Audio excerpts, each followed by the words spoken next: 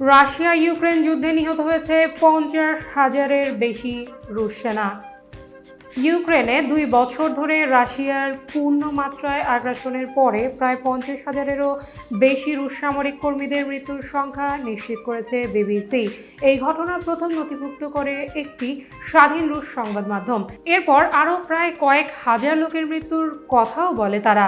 স্বাধীন সূত্রগুলোর মাধ্যমে নথিবদ্ধ করা বিবিসির দেয়া মৃত্যুর সংখ্যার ভিত্তিতে যুদ্ধে রাশিয়ার হতাহতের সংখ্যা পেয়েছে মিডিয়াজোনা নামের সংবাদ মাধ্যমটি।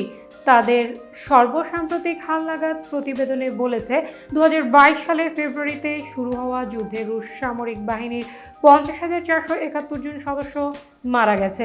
মিডিয়াজোনা আরও জানিয়েছে রাশিয়ার সামরিক বাহিনীর নিহত সদস্যদের প্রকৃত সংখ্যা উত্তরাধিকার মামলার রেজিস্টার অনুসারে গণনা করে এখন পর্যন্ত প্রায় 85,000 জন পাওয়া গেছে।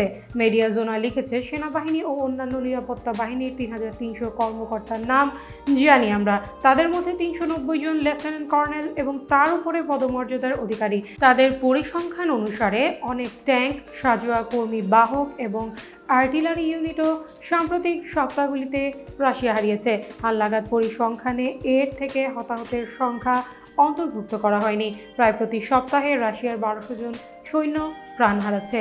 বেশিরভাগ হতাহতের ঘটনা রাশিয়ার ক্রাসনোদার এবং বাশকোর্তস্তান অঞ্চলে হচ্ছে। এতক্ষণ বার্তা বৈঠকের সাথে থাকার জন্য ধন্যবাদ। নতুন নতুন তথ্য ও আপডেট পেতে বার্তা বৈঠকের ইউটিউব চ্যানেল ও ফেসবুক পেজে সঙ্গে থাকুন।